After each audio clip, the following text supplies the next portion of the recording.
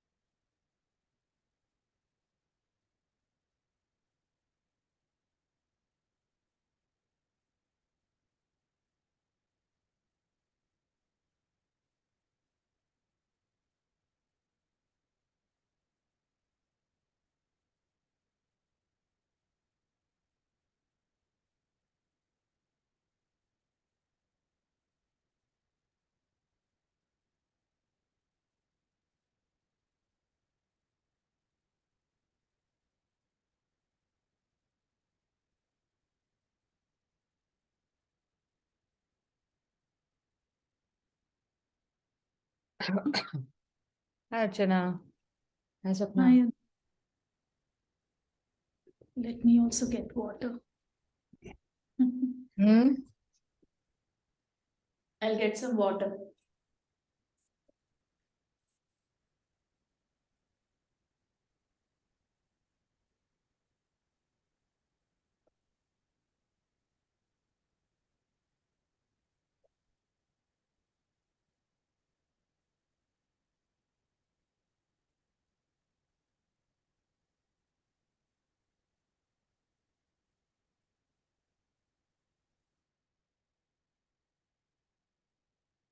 Hi, Aditi. Hi, Archana.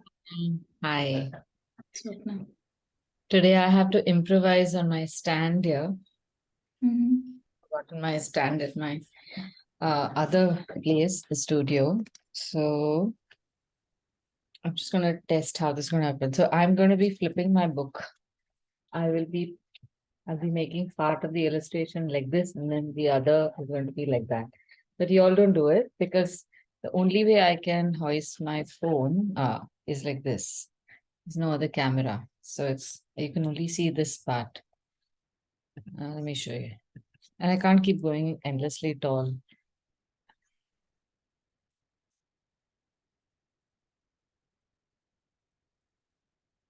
So this is how it can be. I'm taking it slightly higher. Uh, give me 2 minutes.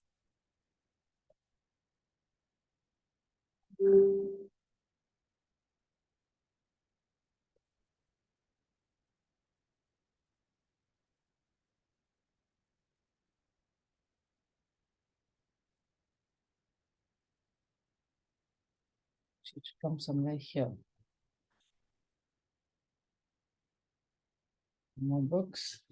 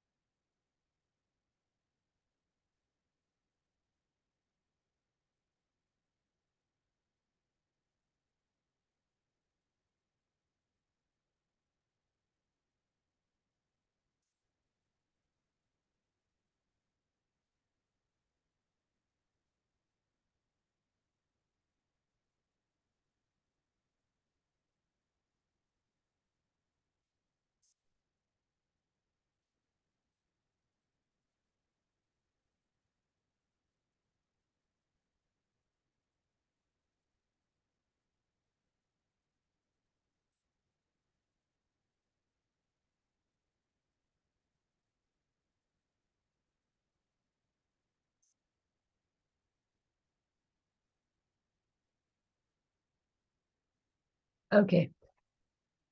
So today we're doing abstract portraits, right?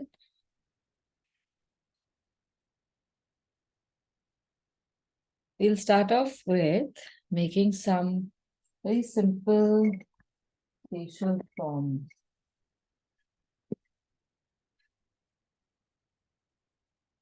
So last time when we done the faces, we were trying to make them as accurate as possible, right? So we But using just these basic forms of the eye, nose, mouth, and playing around with these, we can create a lot of different kinds of abstract faces.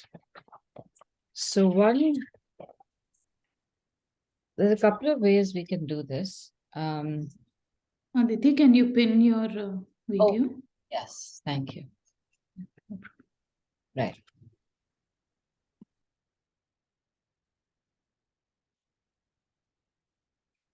So to begin with, just start with a very scribbly line. I'll just show this to you. Don't draw with me, draw after me. So I'm just making a couple of faces that are this tiny, not too large. So just make a continuous line like that.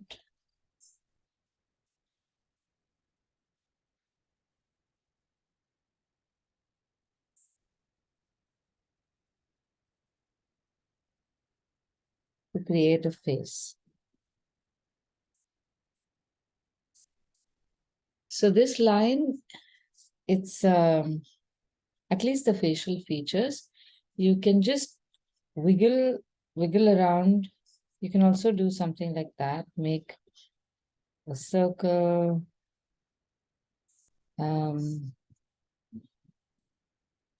Make some shapes in almond, like an almond to look like the eyes.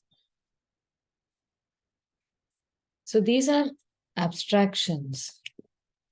You can take any kind of a shape and put in some feature that looks like an L or a reverse L.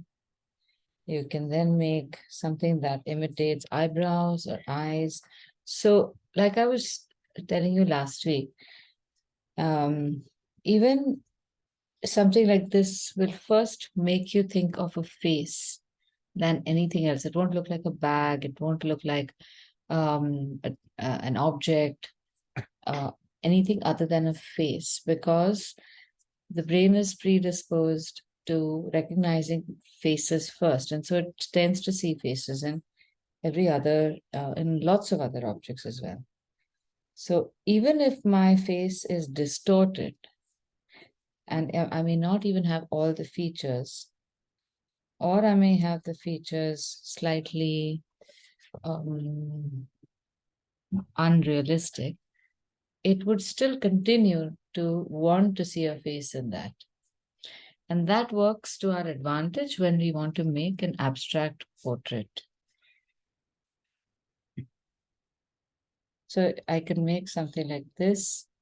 And the moment I put even this, any other element in the place where you have to have an eye, a nose, and a mouth, it instantly starts looking like a face.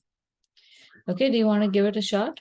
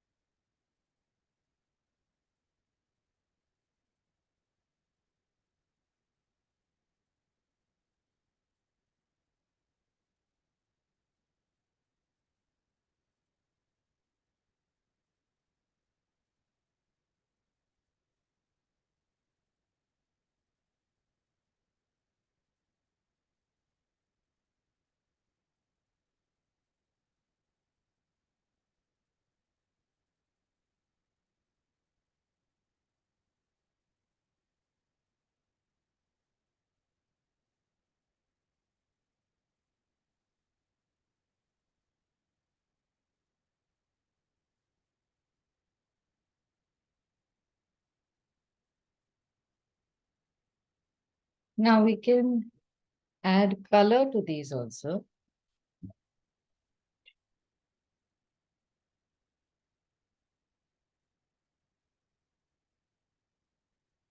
And that too can be very abstract. We don't necessarily always have to work with skin color, for example.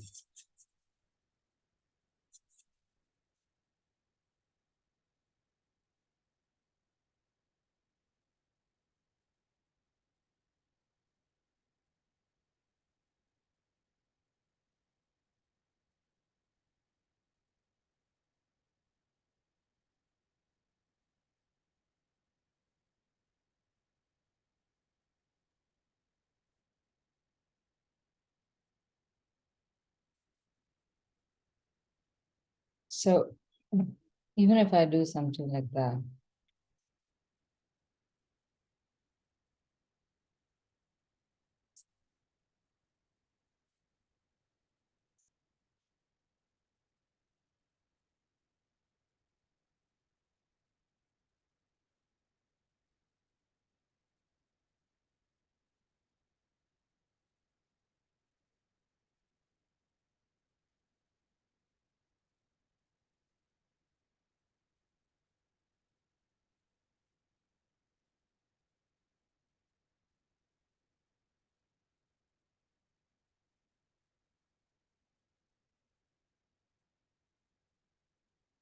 so this allows us to, in a way, use the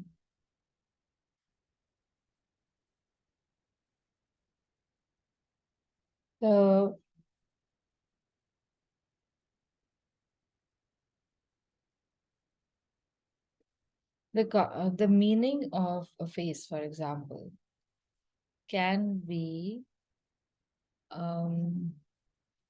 distorted.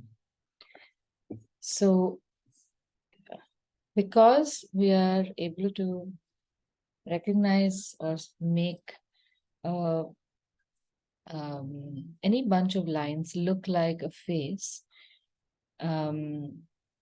creating paintings which have a facial motif, but an abstract idea becomes quite easy. Like, for example, I could take one of these faces or just make like a general face like this.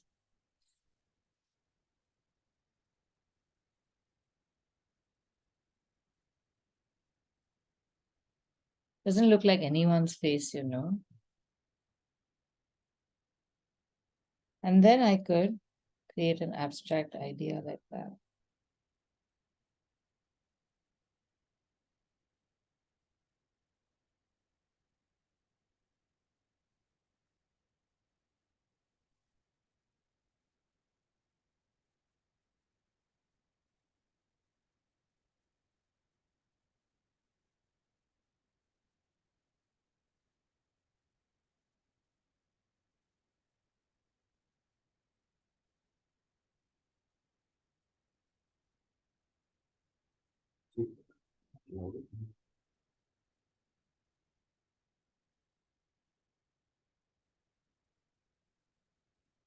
So something like that can be used to convey a thought, or even represent a complex thought where words might not be necessary. That's one. And second, it can also allow for just freedom of interpretation. So that allows for us to imagine our own concepts. And that's a big part of any kind of creative field where it can create excitement and imagination. So now a face like this, I could paint probably even blue look like the Smurfs perhaps. And then that, maybe I could drop in.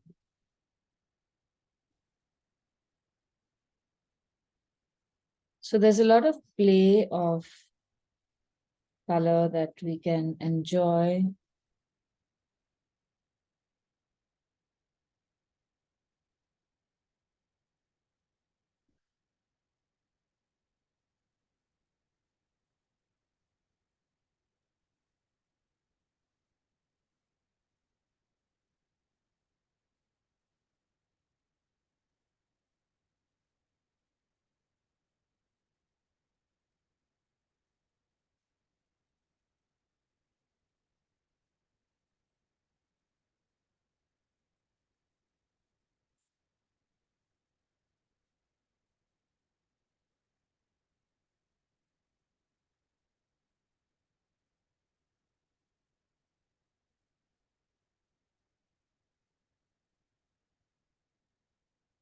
In all of these, whenever you're working with color, it's very important to pay attention to what kind of mood is created by the color.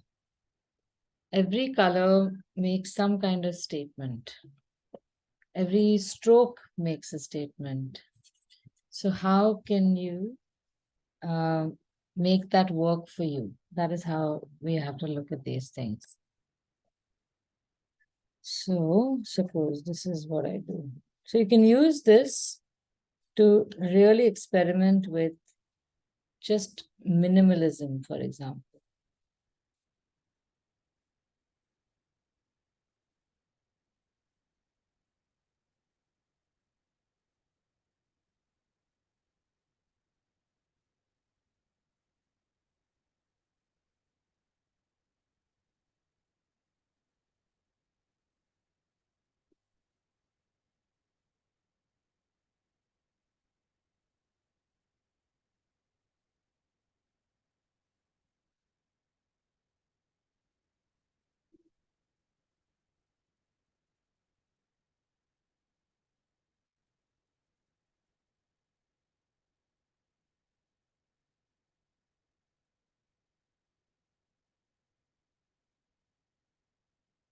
Okay, are you all comfortable with this?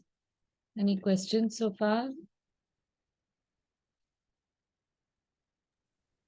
No, Can you please tell us what Okay, good, good.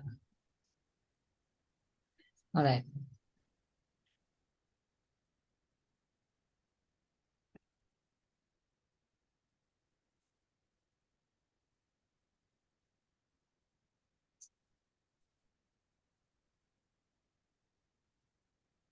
All right, so now we're going to do two things. Actually, no, I'll just do it in one shot. But I'm going to keep this upside down. So later on, when I share the picture of the page, I will do it in parts. I'll do this part and this part separately. Right, for our abstract portrait now, what we'll do is mark a frame that's not too large and leave enough white space around from the top, bottom, and the sides so that if the picture turns out to be, actually, however it turns out to be, I would advise you to tear it out of your book and put it on a wall or a fridge or something. So leave ample space till about here. So you have nice, like a mount space on the sides. Now we need to start the face somewhere up here so that we can draw some sweaters or some kind of clothing on this person. The basic shape can be made very light and then we can darken it and then maybe even erase some of the lines. So we're going to make an oval shape, very light.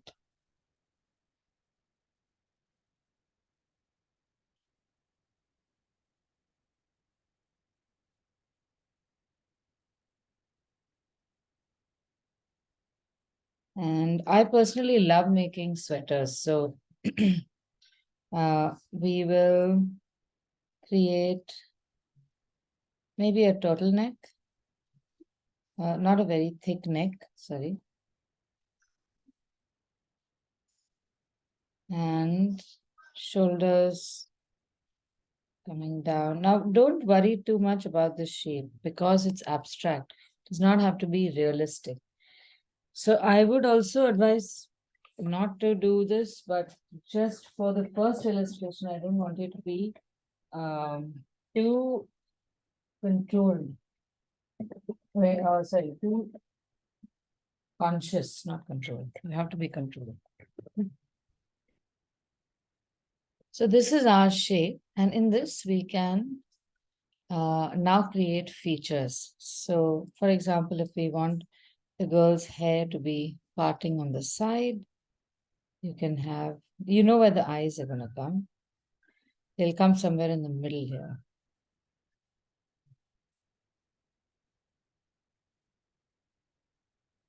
And you can bring the hair right down in the front. And from this side, from the other side, they go back. Now, without drawing too many lines, we are going to imagine a horizontal center and a vertical center. On the horizontal center, actually visualize the center of that horizontal center line and draw two mirror opposite shapes.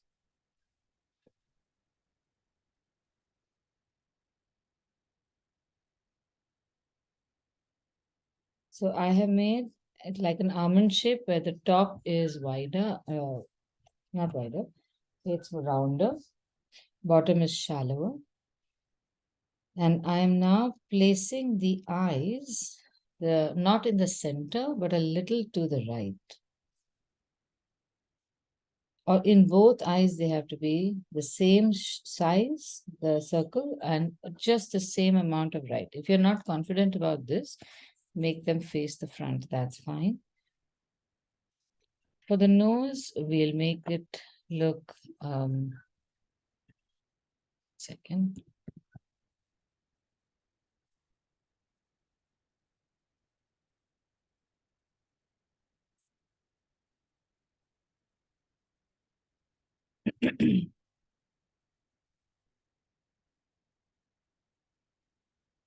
Noses can be a big problem. Often we tend to make noses much larger than they are. So I'm going to recommend making a nose just like this. Make a small dip. And then actually leave it to, we won't do anything more. Now here, just between the nose and the mouth, we're going to make a nose and the chin, we'll make a mouth. And just make a nice abstract shape, which is just horizontal line, a curved line on top, curved line at the bottom. Now we can do two things here. Either we can use a pen to formalize this, or we can use a color pencil and a different colored pencil. So I'm going to use color pencils first, and then I will do watercolor. I'll just go bring an eraser so I can reduce the lines.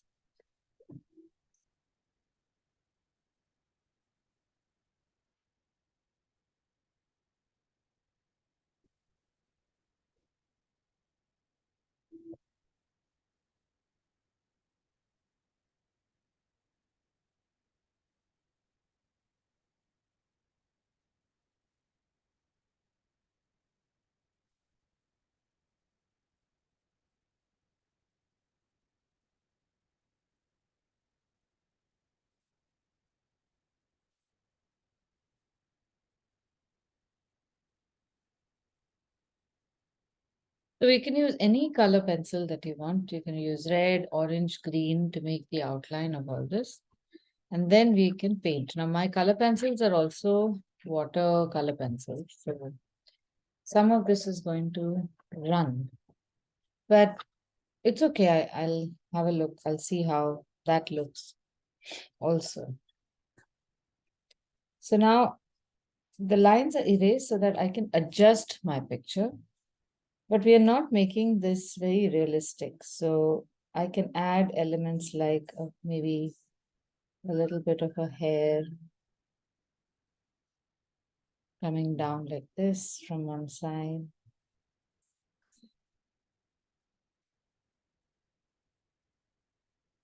And you can keep your shapes rather simple. You don't have to make them too exact or too complicated also. Like you don't have to make complex hair every time. In fact, a lot of times I've felt that the fewer complications you keep, there should be one focal point. Now for the turtleneck, I'm going to make a special shape underneath her neck, which is just going to be, this is the neck, and I will have a shape like that, almost like a cylinder.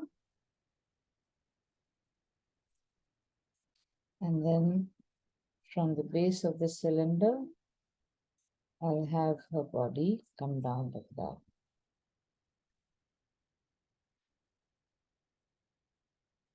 Now I want the face to be the focal point and also the turtleneck. So everything else can take a backseat. We could give her maybe some earrings. And now that one side of the face is covered, the earring on one side is, on the other side is fine as well. We'll leave the face uncolored by color pencil for now. And the backdrop can be all sorts of things. So I really enjoy making large floral patterns or any kind of big pattern in the back. So how about let's take, say, an orange and create like a splatter of floral shapes. And I'm deliberately not making them too even because everything in abstracts should match the mood.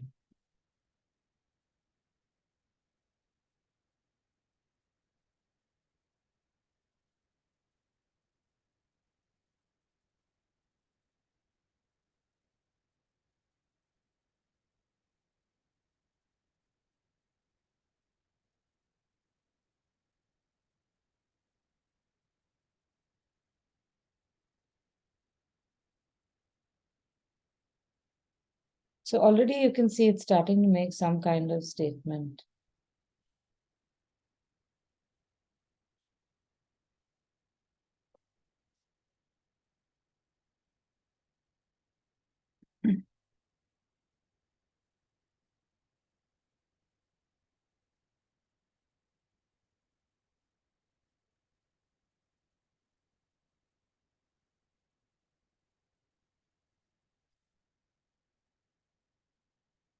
Now for painting, uh, for this one, I want to make the face a little more realistic so that we can enjoy a little bit of realism in abstraction as well. So I've made this old color. I don't even remember what it was, but it could be yellow ochre, burnt sienna, and maybe a little bit of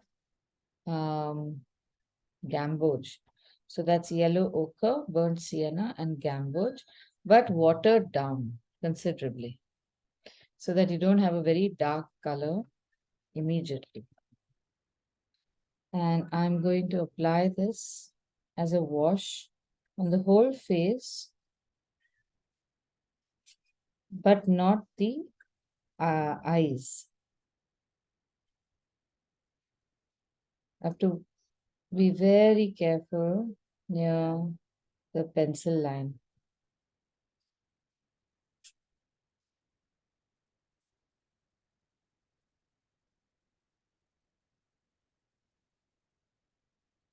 And you can go over the lips. Maybe what you can do is leave a little bit of the lips unpainted for the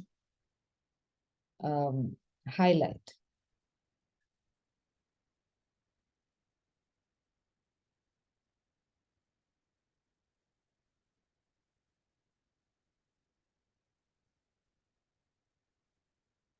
Now, if your color becomes too red or too orange or too brown, just let it be.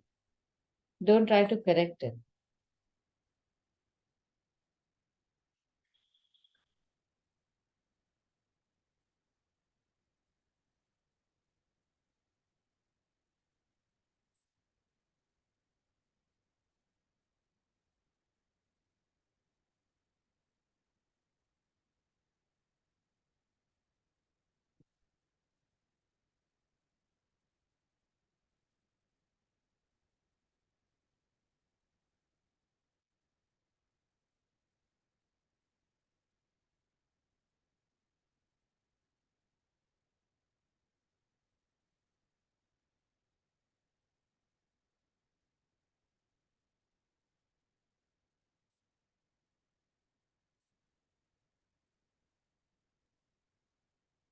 All right, once this is done, we can decide on how we want to take on the backdrop.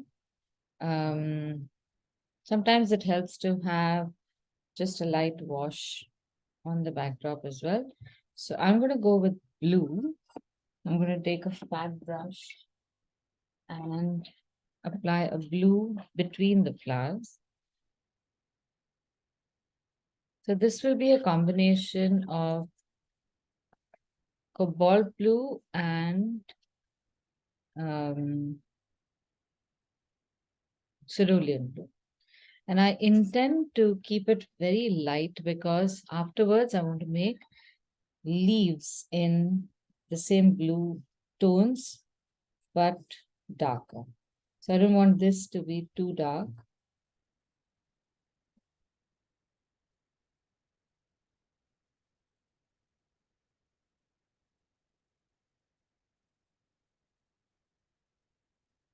So I personally prefer to work with a very limited palette. And I don't know if you all have noticed this, but even when I'm demonstrating, I will stick to one set of colors for the entire page. Like today it's oranges, blues, and purple. So even here, you'll just see bits of that.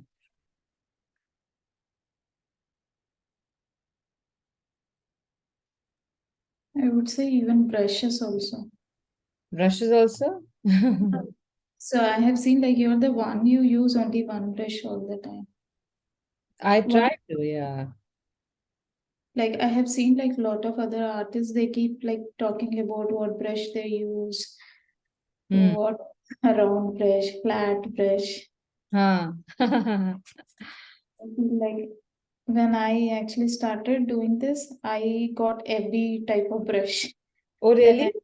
Oh that my God. I did anything. Yeah, that I don't know. I Again, it's probably because I've always grown up with just enough and nothing more. That is best actually. Even the colors you write, the scaling colors. Hmm. I initially felt like, what are we like having just these colors? But now, Hmm. like these are the best. They're really versatile. They work very well.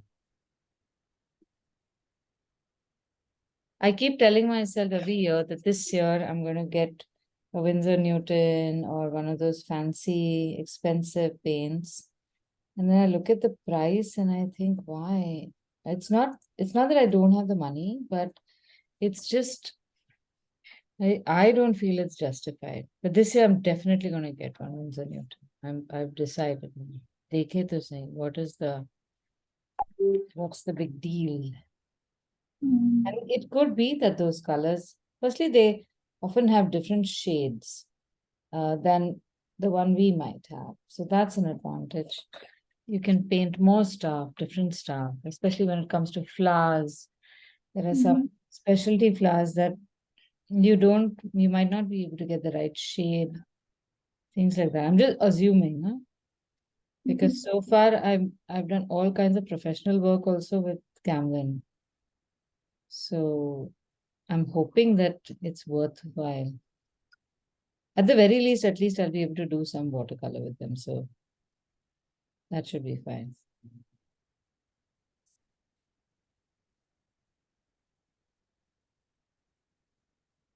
So when you're painting these patches like that,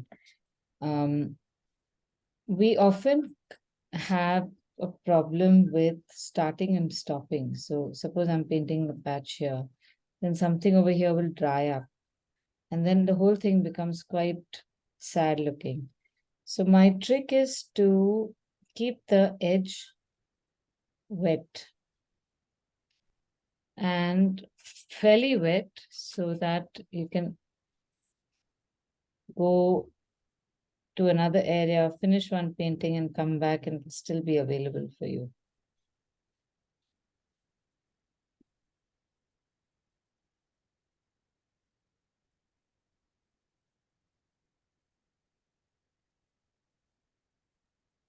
I think the blue is the Kobani blue and Sorry?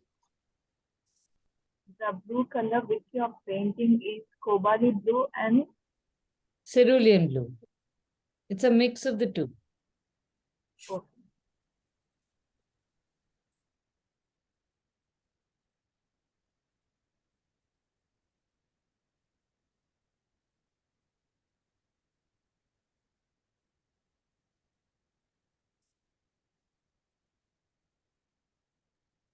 So in order to do good abstract illustrations,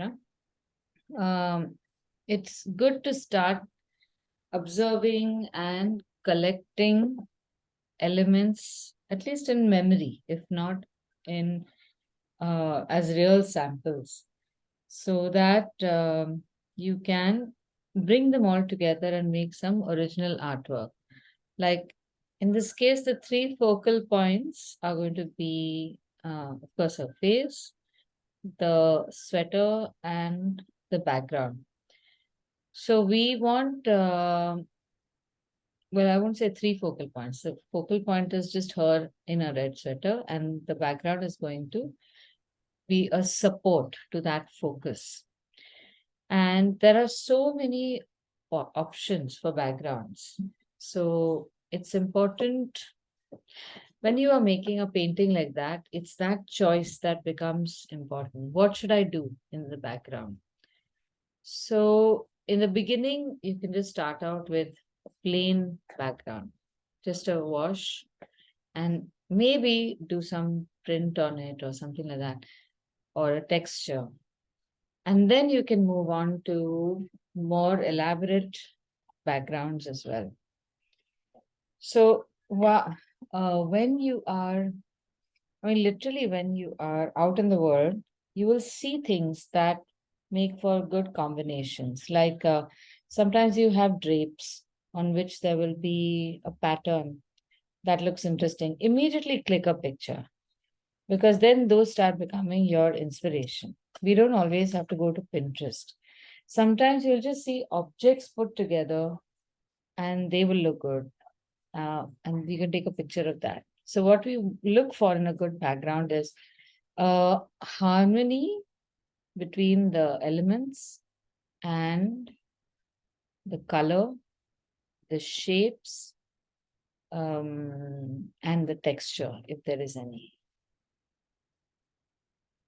All right, now while the backdrop dries, I'll use a thin brush to now fill in the details of the face. Now we're going to do a second layer of the skin tone. And I want you to first observe how I'm doing this. I'm going to make her upper eyelid a little darker.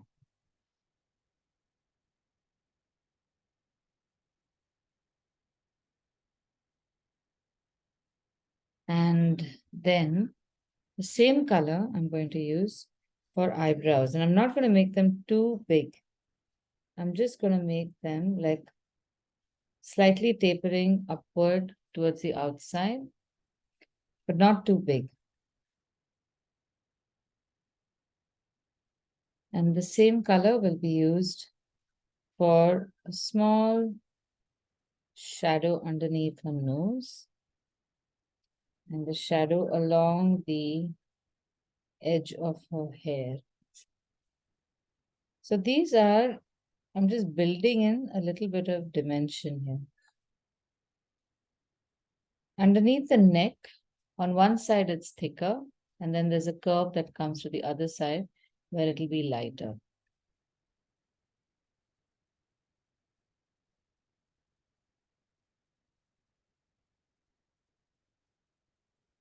Now, if we want to make this more dramatic, you can take your color pencils and make you take a red, or if you have a pink, and you can also give her nice rosy cheeks.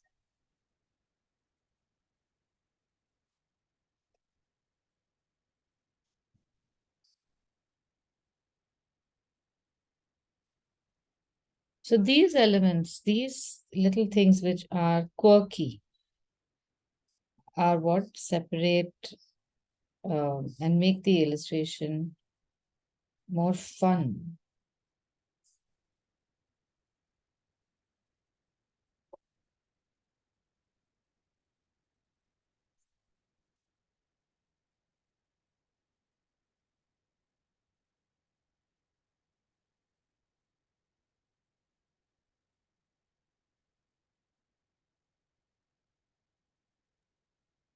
Aditi, Anvita wants to show you a picture. Oh yeah, okay, let's see.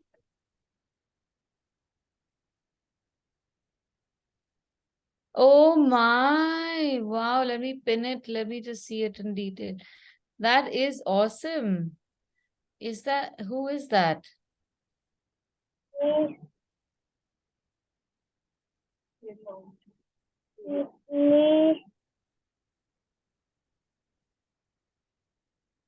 Go on. I'm waiting. It's okay. Me. It's me, ma'am. It's me, ma'am. This is a teacher? This is Anvita. I know, I know. Who is Yeah, this? in the picture is also Anvita. Oh, this is your self-portrait. It's a self-portrait. That is the word. That is amazing. It's very nice. So I could see in the portrait, the hair is very short. Was this when you had short hair, or is it behind your back? Oh, it's when you had short hair. Okay. Very nice. Thank you, ma'am. So now you need to make another one with your long hair. Now your hair is looking so lovely and long. So now you need to make another one. Very, very nice. Thank you. Good. Thank you, madam. Okay.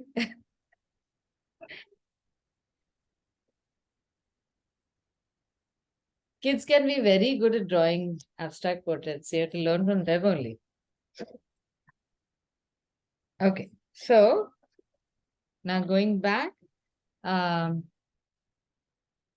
once all the bigger elements are done, now we're coming down to the smaller details.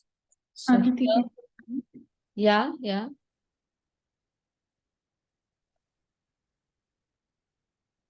yeah, can you pin it? Oh, can I pin mine? Okay, yes. Yeah.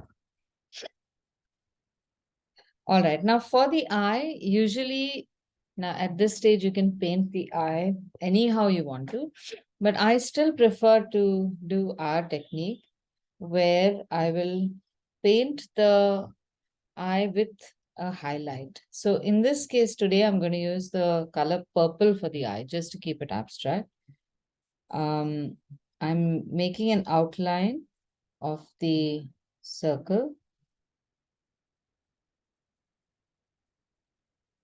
And then somewhere on the top, either top left or top right. You make an oval shape.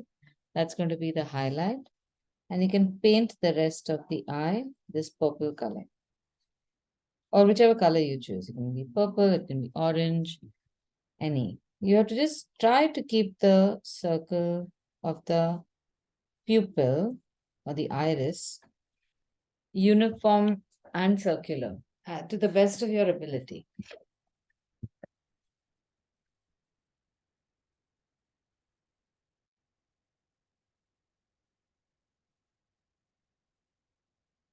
Now we can take a beautiful bright scarlet color for the lips.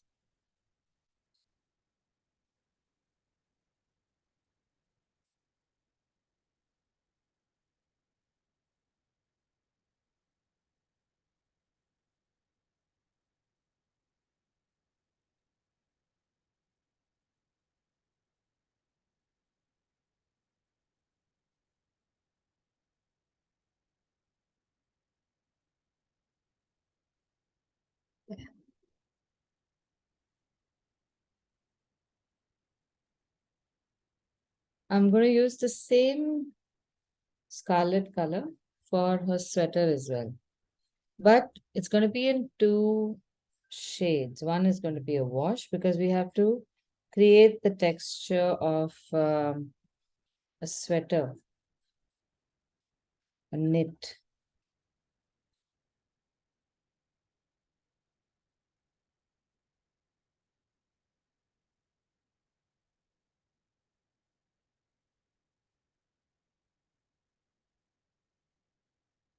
Now I'm deliberately staying away from the edges because I don't want the blue to pollute my brilliant red color. And because of that, I'm getting this white edge in most parts, and that becomes a style also. So sometimes when how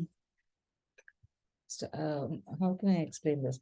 It becomes like a unique characteristic of an artist. This is just my preference that I want the blue line, blue outline to be visible. That's why I've made it before I painted. I could have easily made the blue afterwards. And now that I've made it in watercolor pencil, I don't want it to merge with my watercolor. So I'm leaving this gap. And that itself becomes an identity of the artist or the style of illustration. So sometimes you can accidentally hit upon a style if you just allow things to be.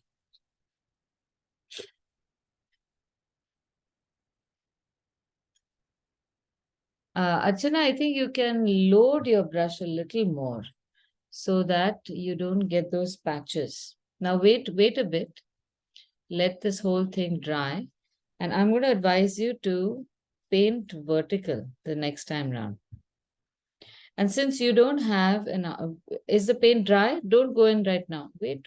Let the whole patch dry and then go over it. Because now it might become too dark.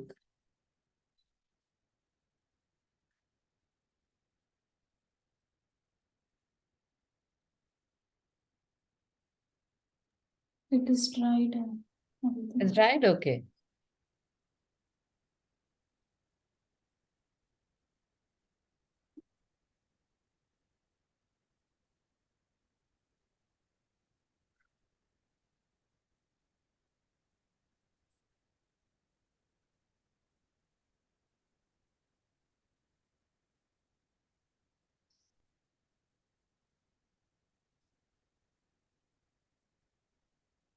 No, Archana, hold the brush sideways. Don't paint like this. Paint like this. So even this, the first part that you painted, I suspect that you're painting it, holding it upright, too upright. I would like you to try to flatten the brush. So at least 3/4 of the brush should, or at least half the brush should come in contact with the paper. That way, a large section is painted in one shot. And now you can go faster. Don't go too slow. Your brush is also too dry. So just make 1 or 2 lines and load the brush again. Yeah, it come down quickly. Load the brush again. I can see it drying. No, load it, don't spread it.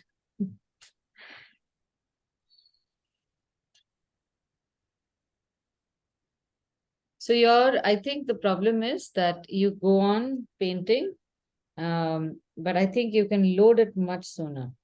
Okay. All right. Now the next thing, I will paint the flowers orange. That is cream. That is scarlet. This is a red color. Yes, this is scarlet. That's this one. Sorry. So I'm playing around only with scarlet, orange, and these blues. And the purple that we made for the eyes was ultramarine blue and crimson. But it was already there in my palette. This is one of the best purples or the best purple that we have. I usually don't veer too far from this.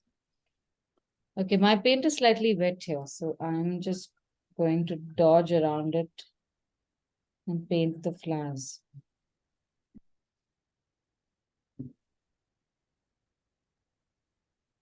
Now to avoid patches here, or some patches are fine, deposit color in the center and then just spread it. So focus on one petal at a time.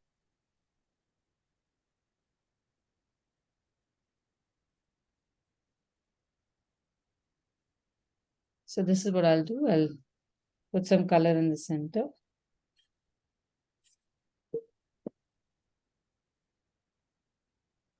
And then just spread it. So the center can look nice and deep, and each petal will look nice and uniform. And this kind of color variation is perfectly fine.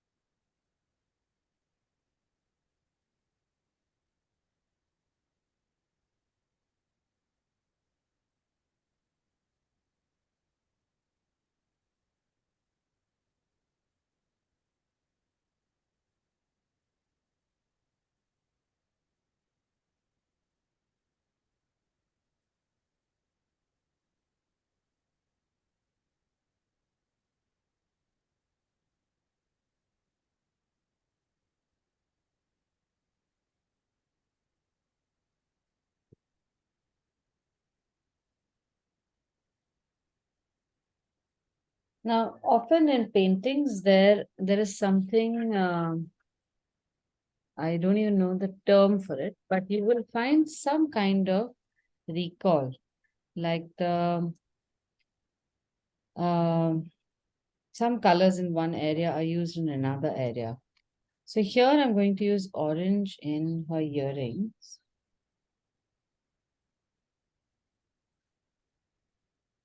So that they tie into the background. And I'm also going to use a deeper orange color to make some dots in the flowers. Right in the center.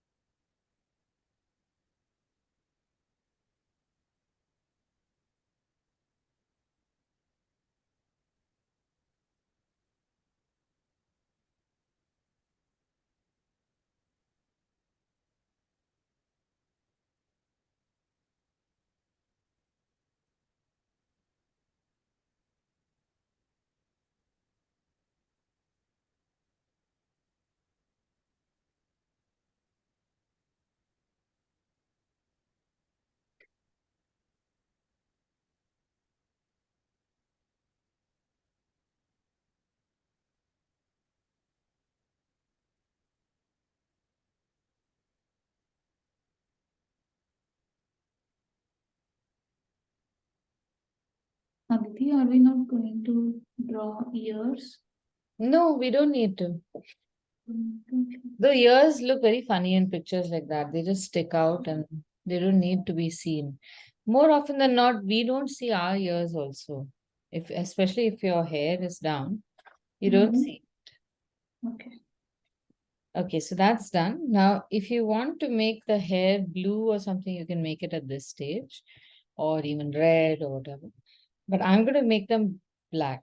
So I'm going to now make the leaves in the background. So here again, I'm making the same mix of cobalt blue and cerulean. But when I say mix, I generally place them like that next to each other. And then at random pick one or the other, and they get mixed up any case. So I think everything here is dry. Now this part, you need to be sure of your shapes. So whenever you're making leaves in a pattern like that, always look for the blank space. Don't make a leaf that goes directly into a petal. So I'm going to make a blank space. I'm going to make a leaf in the blank space over here. And just stop short. And make a very clean shape of the leaf. And not too many shapes or too many variations to that. Now this is the blank space between these two flowers. So I have extended the leaf there, not into this petal. Here I can, there's enough room. And always a curved line I've found, rather than a straight line. Somehow straight lines look very boring in a picture. And if your flower is small, then don't draw a very big leaf, I would say. Keep the aesthetic modest, because this is just the backdrop. They can't overshadow the main pattern.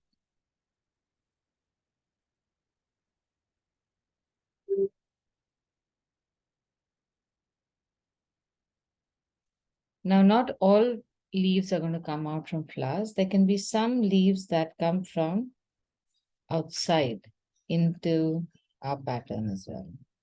So that creates an illusion of a large infinite pattern. So maybe a big wall. And then for that matter, you could also indulge in something like this. Make part of the pattern go outside the box, because we have room. This also becomes a very interesting play of perception.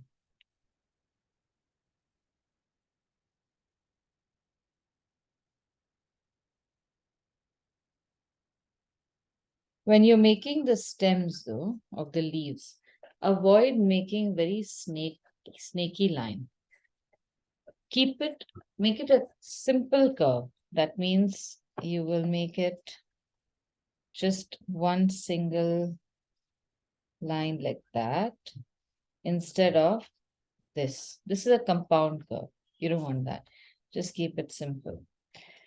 Compound curves are a little tricky to use. And also don't make very long stems.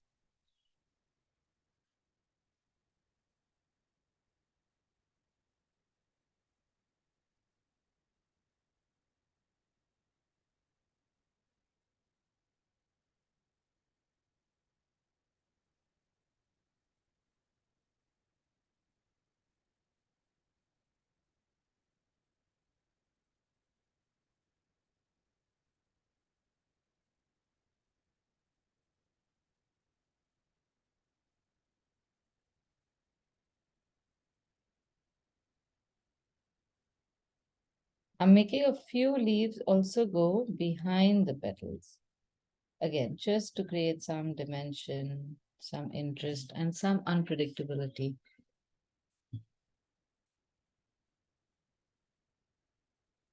from here, I'm going to make a petal leaf structure come outward like this, just to balance the one on top. So there's a fine line often in terms of aesthetic, what might look good and what might look excessive.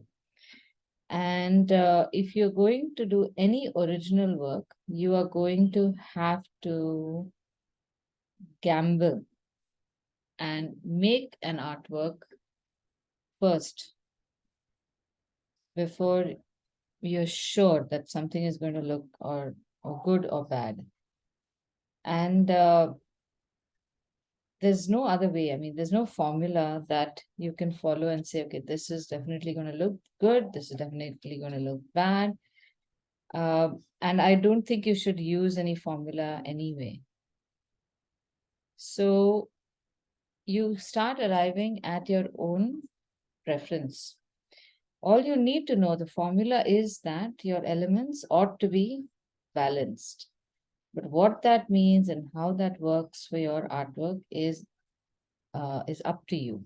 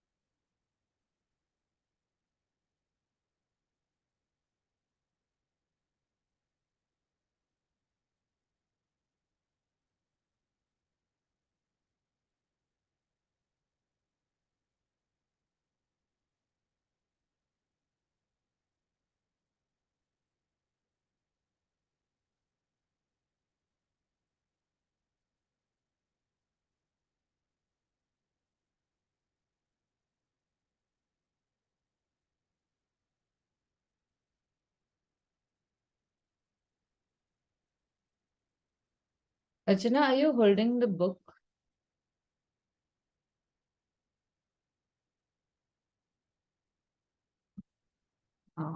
You need to, I often feel that your book is imbalanced or the weight is imbalanced. That's why your hand appears heavy.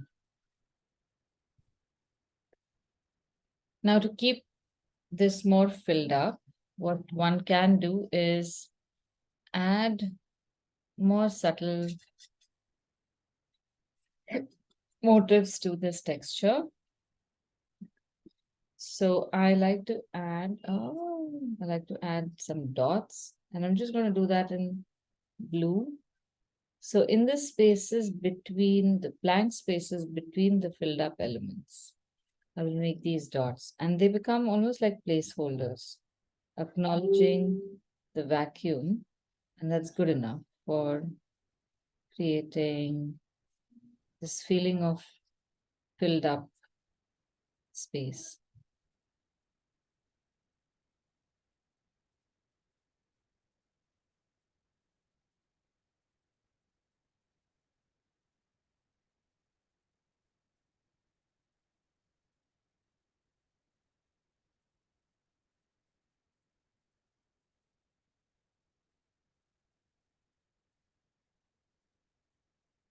Now I'm going to take a little bit of a dark purple color and apply it in the center of the eye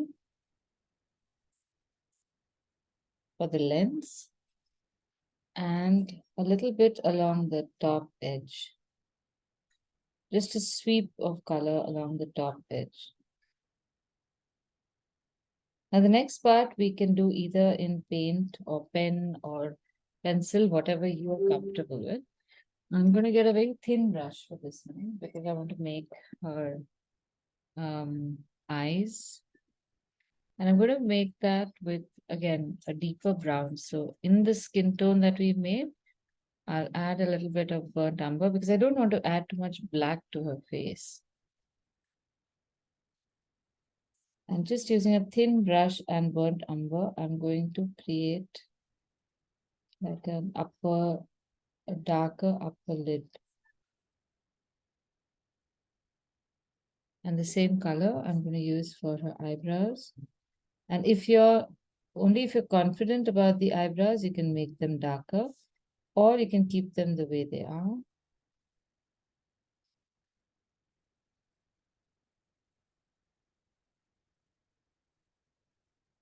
Now for this sweater, I am going to use my color pencil. And here now we can make different types of textures for sweaters.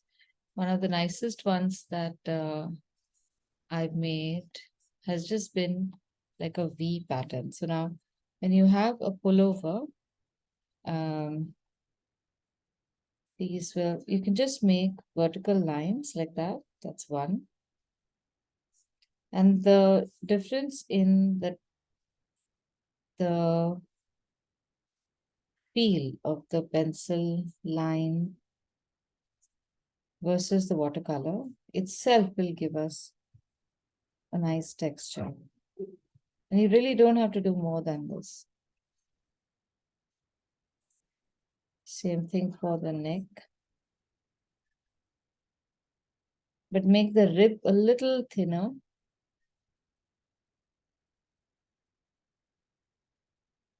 And if you now want to make this a little more intense in texture, starting from the center, you can start filling slanted lines, 45 degrees to the left and 45 degrees to the right.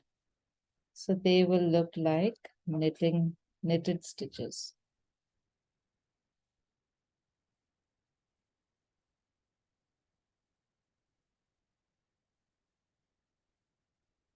Like this. But this is an optional addition.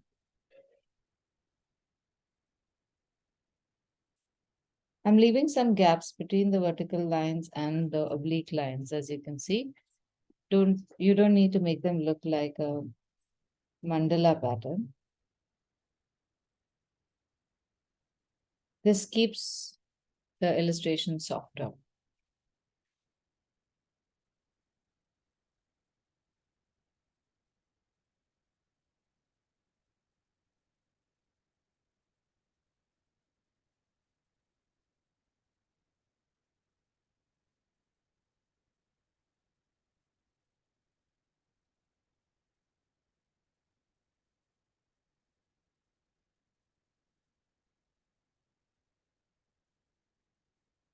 Okay, so this I'll complete a little later. And now we finally come to the hair. Now, at every stage, you can rethink your choices.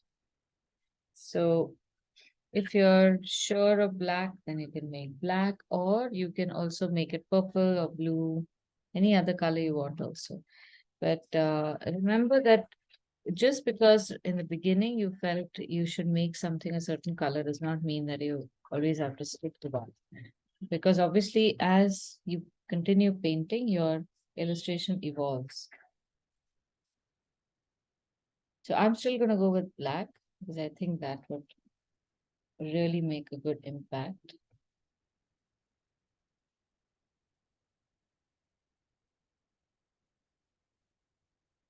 So Archana, see this, no? That what I see you doing is applying like this. But what you need to do is sweep a flattened brush. There's a difference, no? So go larger areas. And when you come, of course, to the narrow part, that's when you hold the brush upright. The rest all can be a flat brush. Now, when you have a vertical space, then don't paint horizontally. Pull it down and see how much of my brush I'm flattening here. Make it a nice fat line.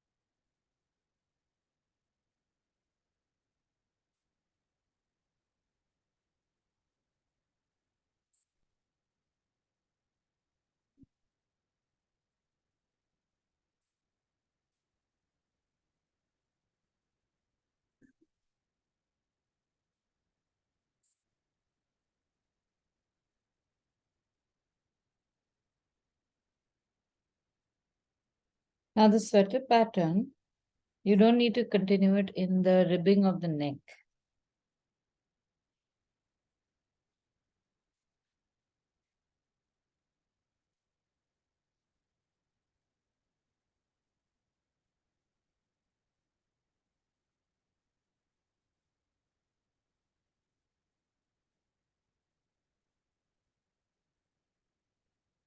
Now another thing we can also do is here, if you notice the balance of pencil to paint looks a little off in the backdrop.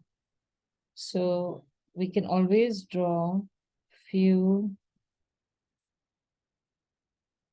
open leaves like this in pencil. This is what I mean by balance, that you have to constantly check whether what you have made makes sense.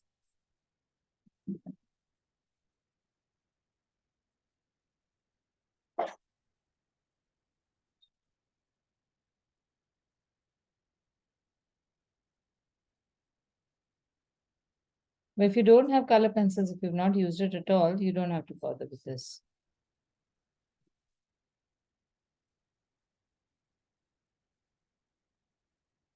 That's it.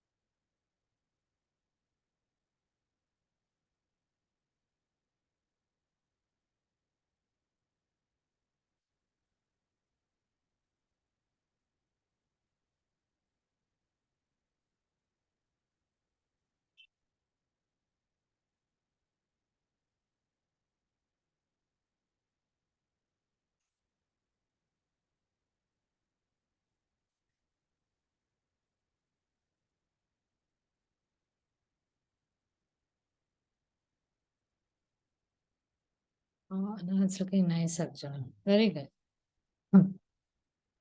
So can you see her lips have moved to one side? Yeah, I feel like it's not that shade, it looks like a teeth outside. No, it's not teeth outside, it's a highlight. But her eyes are a little too close. Mhm. The mouth is on one side. Okay, Can you see it like that? yeah, I can see that. So that's what I meant. At every point, keep adjusting, keep checking whether your shapes are right. Okay. So now you can take her you make a little extra shape, but make it in pencil first, and then Maybe even extend the mouth a little to the left, but do it very gently. Hold the book. Are you holding the book? Yeah, don't do these things like that free hand, hand flying all over the place. So not to the right, but to the left, left. Yeah, she Yes. needs to have a minute, mm, or so towards the left, I think. You're looking at the picture upright, right in front like that? Yeah. Okay. Then can you see how it's gone a little to the right? So it's almost like she's looking like that. She's a little upset. Yeah, correct. And I haven't drawn anything, the underline of this. No, you Low. don't need to. Okay. So these are the few things that I feel make our many of the uh, beginner students that I've had, Indian students, their our aesthetic is generally very loud and very dark. So we'll end up making these dark eyes with a line at the bottom and really heavy stuff all around. And then we wonder why it's not looking good. So there's nothing wrong with doing that, but it should match the rest of the color scheme or the mood that you're trying to create. Sometimes with the kind of clothing, hair, and the facial features that we have drawn, that may not be conducive to a heavy line on the eye or dark lipstick or very thick eyebrows. So we have to be very cautious. It's keep it lighter, and then over time you can just push the limit once in a while.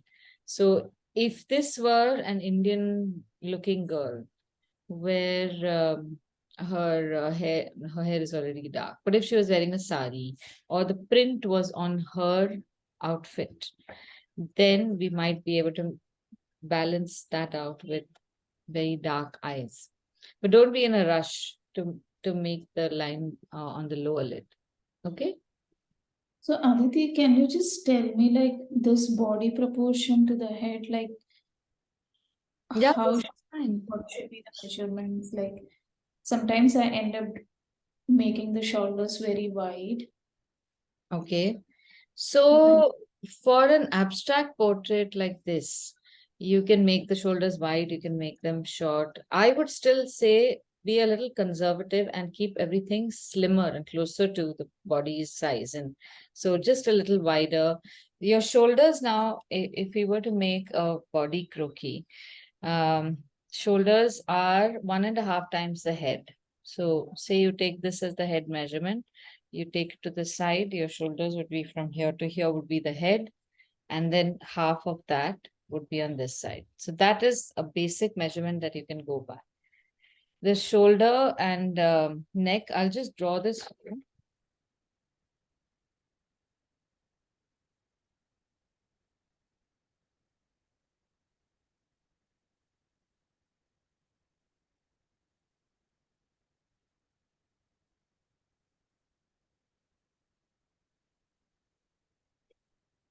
So when we make that 8-head human figure,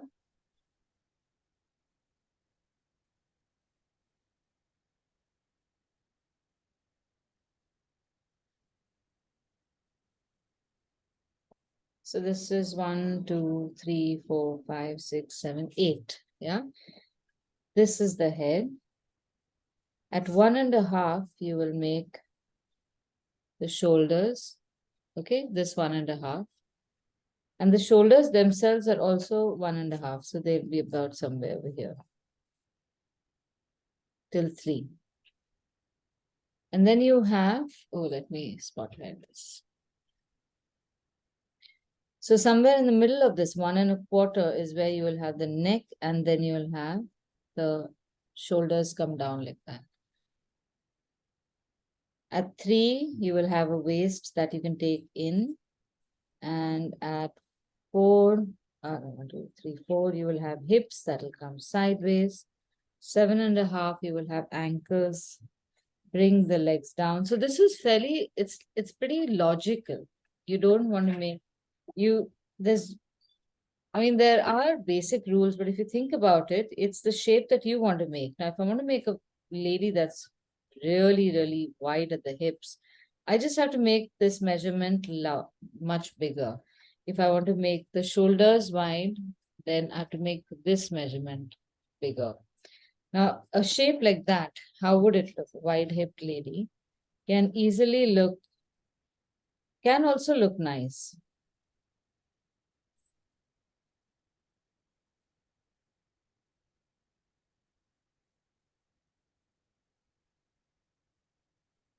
This will also remind you of somebody. Maybe, I don't know if you all are old enough.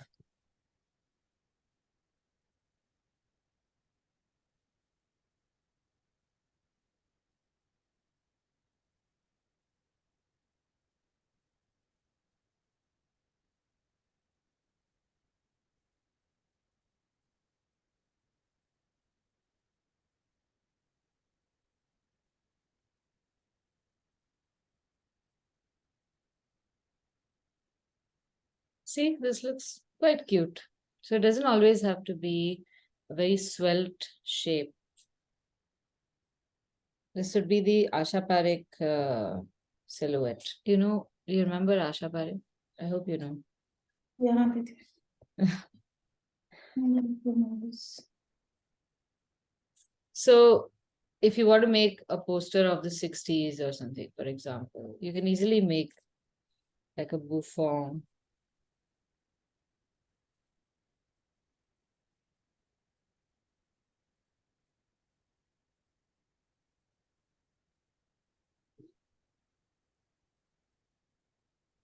So this is more or less the shape, but remember to adjust. So your question was about shoulders. Normal shoulders about 1.5 times the head. If you land up making them wider, see what you can do with that wide shape also.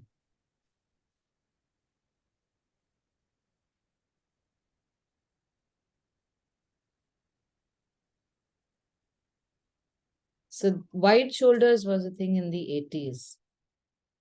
They used to wear shoulder pads. So then, and they also used to wear these very manly jackets.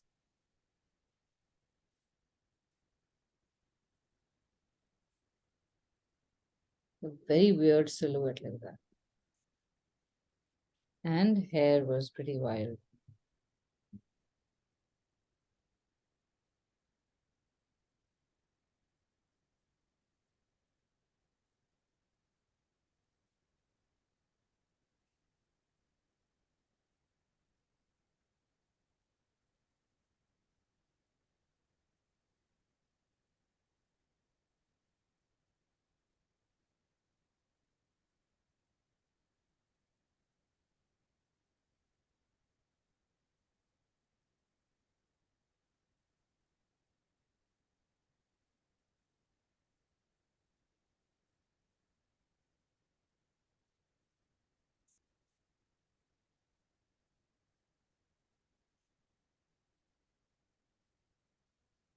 All right.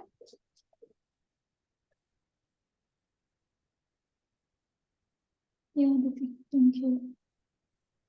Okay, so now next week will be, we have one more class, I think. So for, what can we do for pencil sketching? I'm a little lost, but we can continue a little bit of pencil sketching. And then the next month, we are going to do nature. So I'm assuming that you will be springing over there. So you'll have lots of opportunity to go out and actually sit in nature and draw stuff. So there'll be trees, flowers, some animals as well for all of next month. And for next week, in case there is something that you have in mind for to do with pencil sketching, let me know. Otherwise, I'll definitely come up with some topic. Okay. Sure. All right. I'll see you Thank then you. next week. Oh, let me see, Swapna's. Very nice. Slow and steady. Very good. Good, good. Take your time. I'm just going to suggest, don't make notes near your artwork. Make them on the side. So when you make notes over here or here, all of that becomes part of your artwork. So you should, this area is like, it's almost like a sacred area. One should not do anything over here which does not belong to the artwork. So next time, now it's okay. Next time, if you need to make notes, take a separate sheet, paste it over here if you need to, and keep all your notes together, and keep this without any other marks, because that's the only way you will be able to appreciate only the artwork, and it will look good. The moment something else comes in, then the artwork starts looking a little less than you would want it to be. Okay. Okay. I shall see you next week then. Bye. Bye. Bye, Aditi. Bye, Swapna.